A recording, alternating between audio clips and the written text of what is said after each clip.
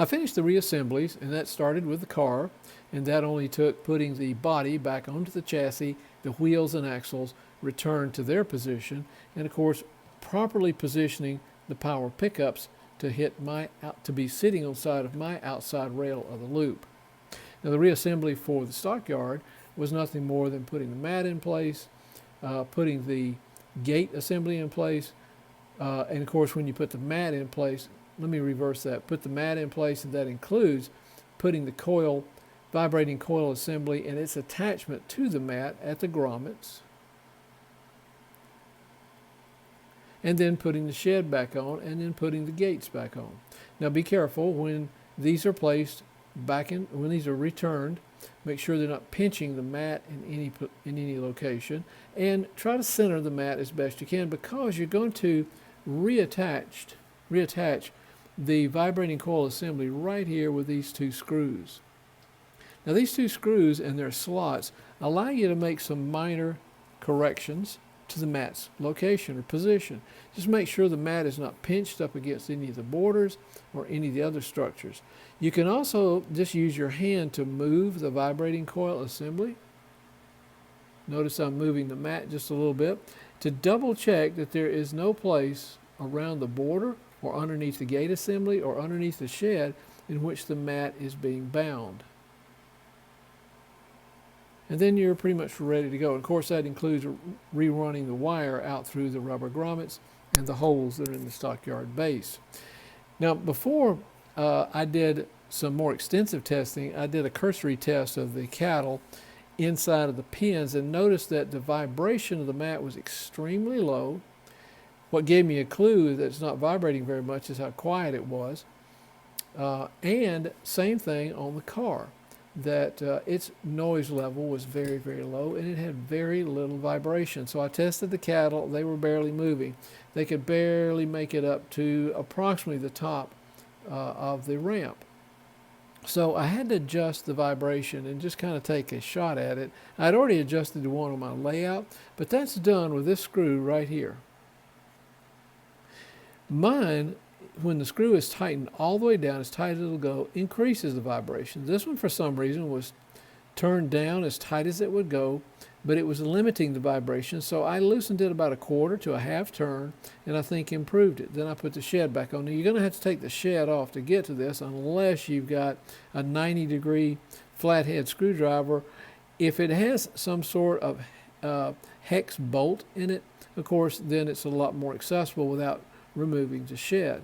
But mine was not. Both of these, this one nor mine, was held on with a hex nut. It was held on with a flathead screw.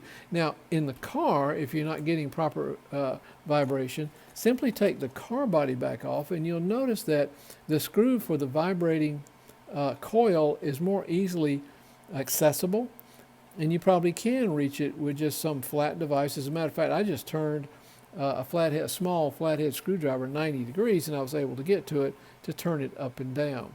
So I increased the vibration, and I believe we're ready to go. Before I talk about the cows, let's go ahead and give this a test.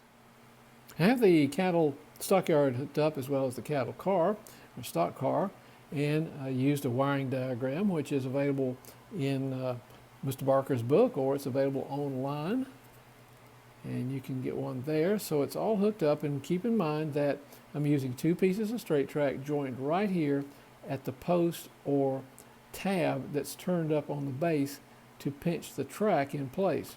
There's three of those tabs. There's one here being down on the left-hand side that pinches up against this one, this tie. These two ties pinch up against the center one, and this tie pinches against this one right here that are turned up on the base. And you can play and test these to your heart's content until you're satisfied with the movement, but I gave it a little bit more vibration both in the car and in the yard for the owner, but I'll also let him know how he can adjust it if he feels like it needs to be turned up a little bit. This is what I prefer as far as operational speed, so let's go ahead and turn it up. First, let's test the car. Okay, we're getting vibration there, and we'll turn the pin on. And don't forget, as you look at the pin or look at the doors on the shed, brown to the right, black to the left.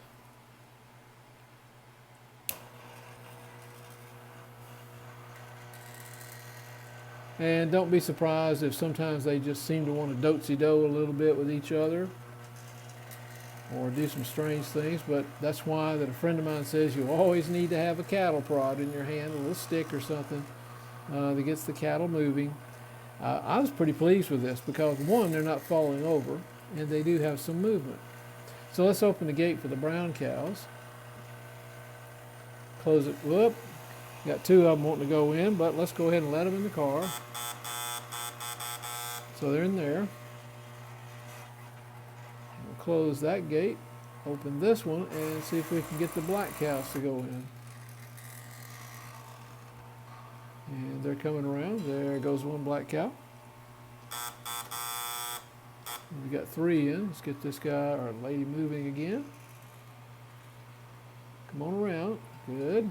And let that one in. Get them to exit. I'm just going to let them pile up on the outside there. Well, actually, we could let them go back into the pen. So I believe we put the brown in first. So we'll pull the car back. Got one there who's anxious to exit. And that's brown. So we'll close the black gate, open the brown gate, and let the brown cows out.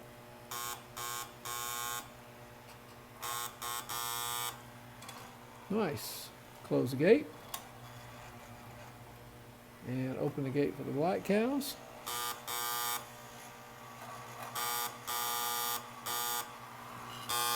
Whoop. That one came right back pretty quickly. And that's kind of the operational speed that I like on mine. I like them to go back into the pen. Well, come on out. Got to get that one out. Okay. Came out the wrong door there. And you shouldn't be going back in there, but that's what I get for leaving the gate open. All right. Everybody's out. Close the gate. And let them go back to it. This one's fell down in here. I don't know if I can get it out or not. Yep, I did. I kind of like this movement. This is basically what I have on mine.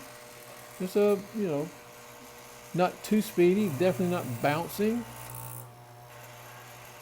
Sometimes they'll pinch up against the side, but they pretty much are moving in the direction that they're designed to move in. And we'll let that go at the test. Let the owner see it before he takes it home and go from there.